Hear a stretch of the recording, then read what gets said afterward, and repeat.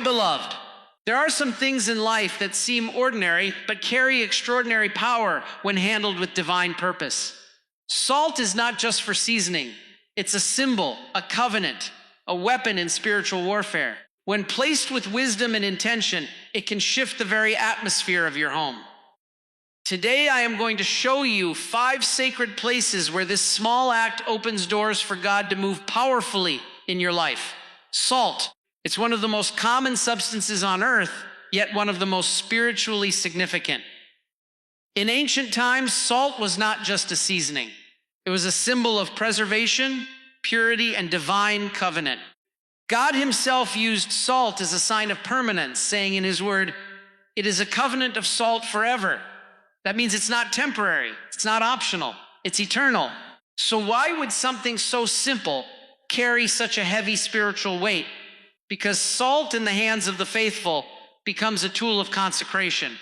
It becomes a declaration.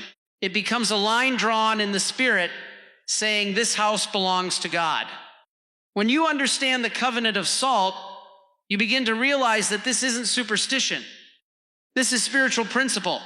When you place salt with intention, when you pray over it, when you declare the promises of God over it, it becomes sanctified. It becomes an extension of your faith, a visible sign of an invisible truth. The covenant of salt speaks of agreement, a lasting, incorruptible agreement with God.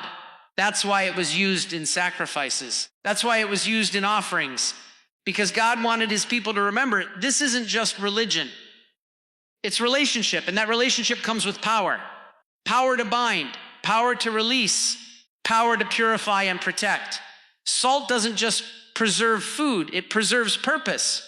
So when you place that salt in your home, you're not just doing a ritual, you're activating remembrance. You're saying, Lord, I remember your covenant. I remember your word. I remember that you said you would be my shield and my fortress. You're declaring that no corruption, no decay, no spiritual contamination will have access to your space. And once you understand that kind of power, once you grasp that God honors symbols of faith, it makes you ask, where exactly should I begin? If salt is so powerful, where should it go first? What part of my home should be the first place of consecration?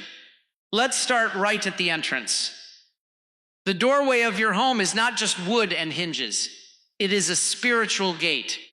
It is the boundary between what you allow in and what you keep out. Every time someone steps through that threshold, something is either entering your life or exiting it.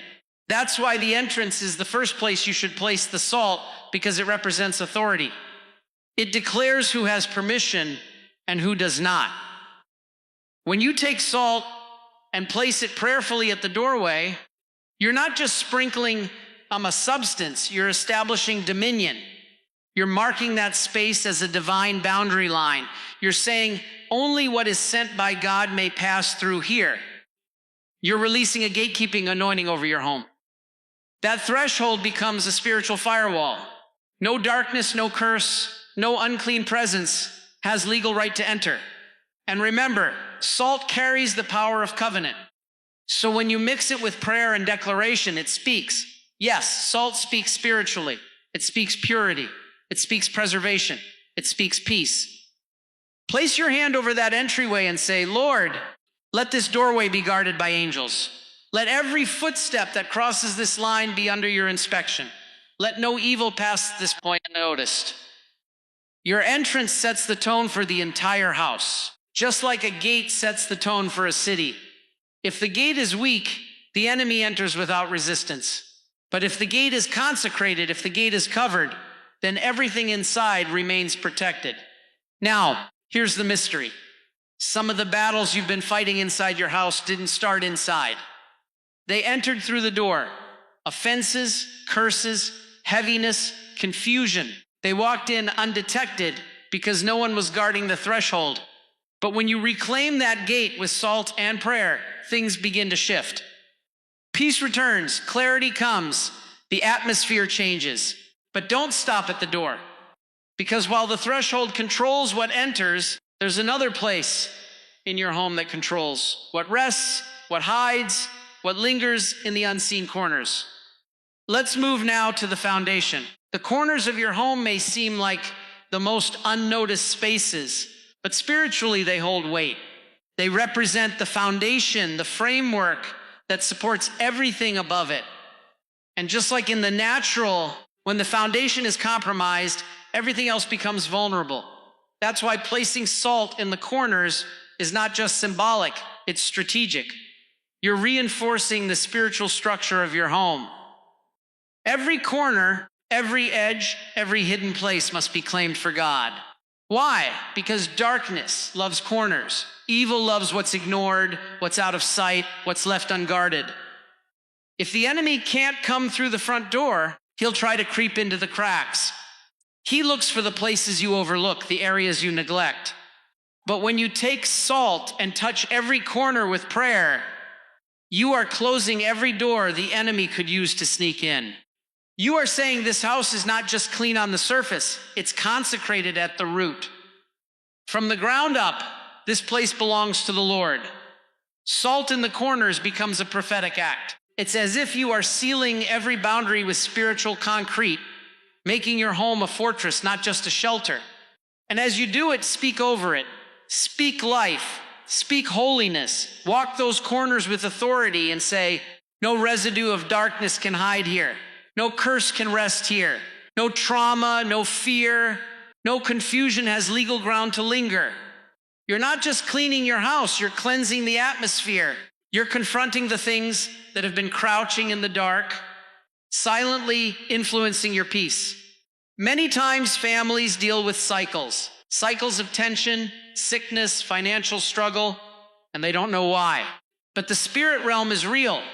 And it's not always what you see, it's what's hiding beneath.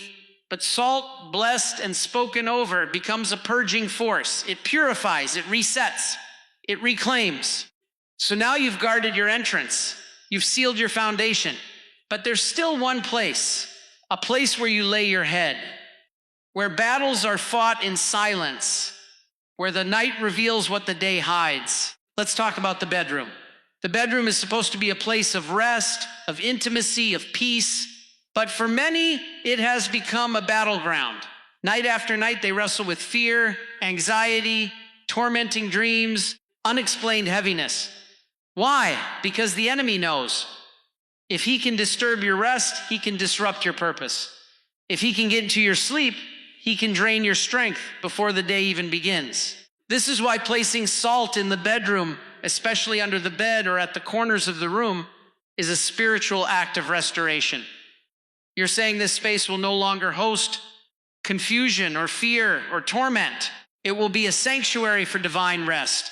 Salt doesn't just represent purity, it carries spiritual authority. And when you place it with intention and speak the word over it, you are evicting everything that was sent to rob your peace. Nighttime is when the veil between the natural and spiritual realm becomes thinner. It's when the mind is still, but the spirit is active. That's why dreams carry meaning.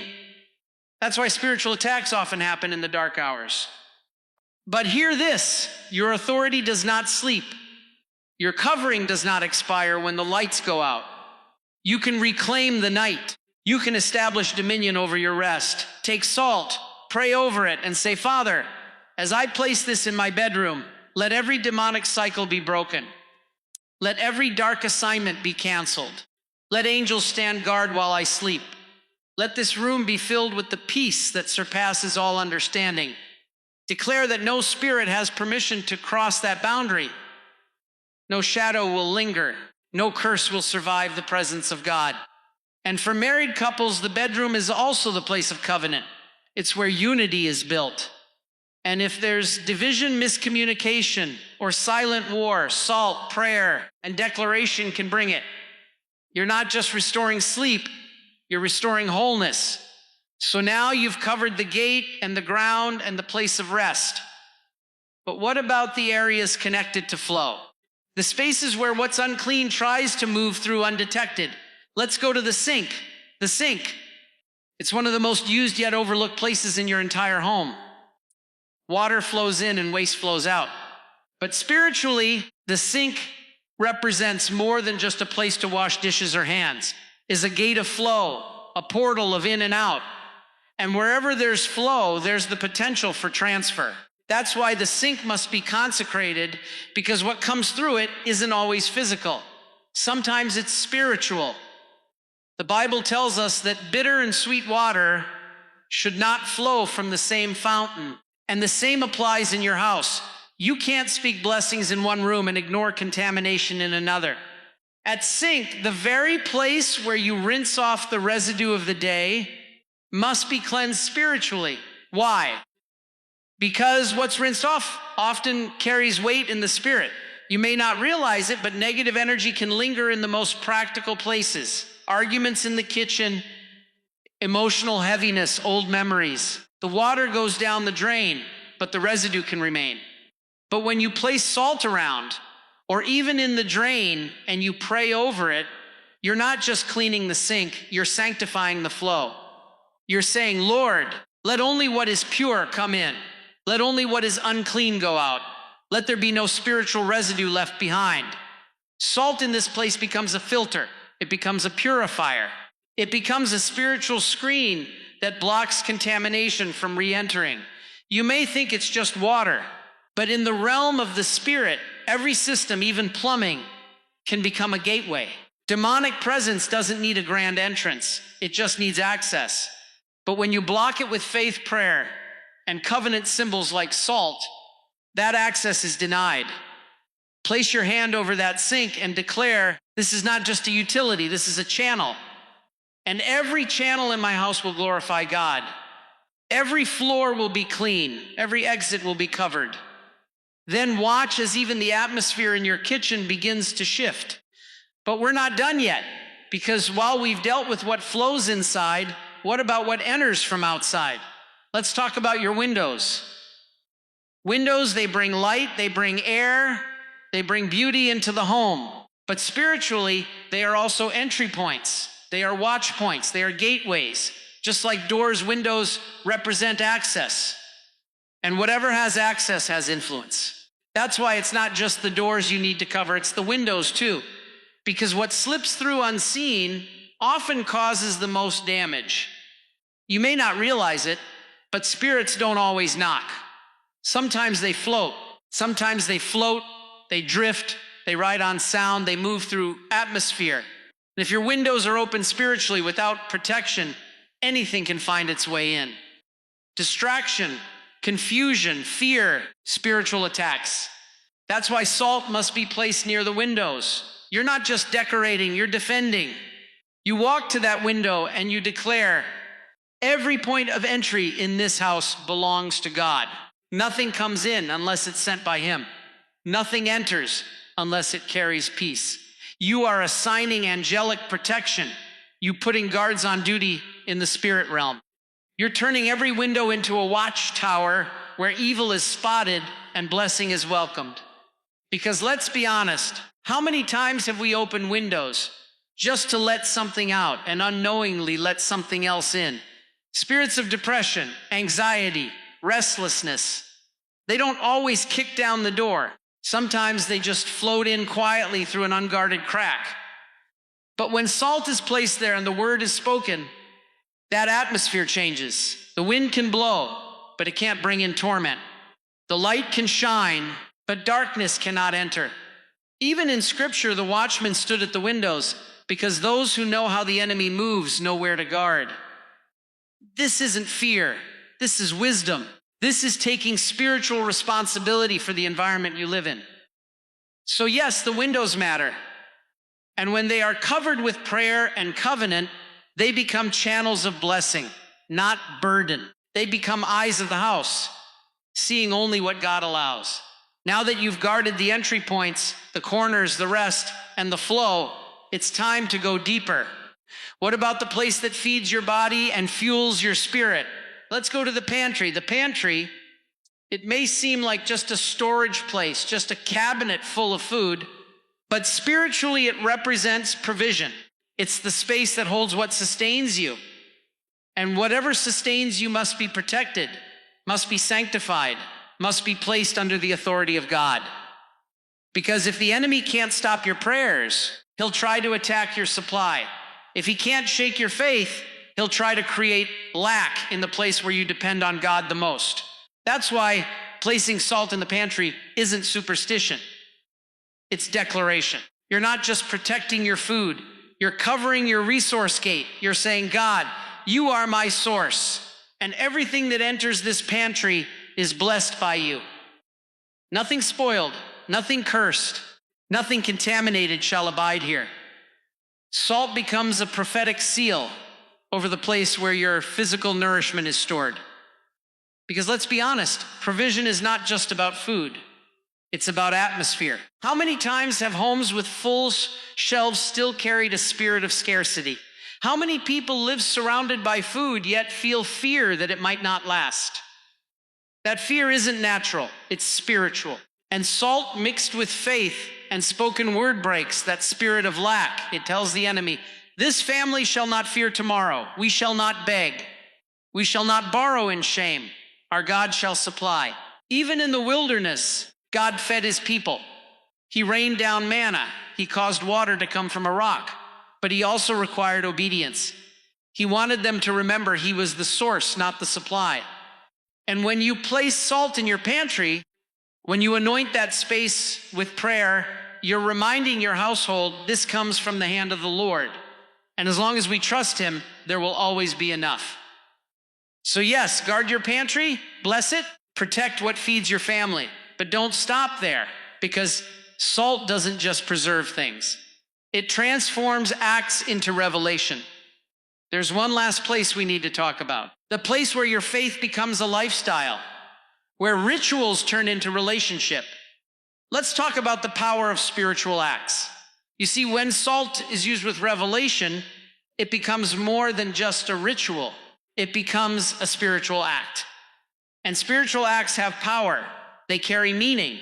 They send a message not just to the natural world, but to the invisible realm.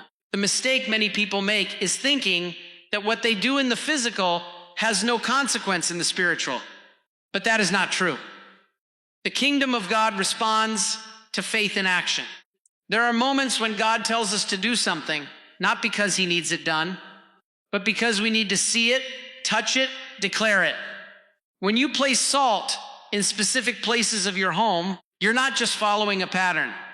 You're walking in obedience. You're saying, God, I believe in your covenant. I believe in your covenant. I trust in your word. And when you obey in the little things, you activate the larger promises. This is the difference between a religious habit and a kingdom principle.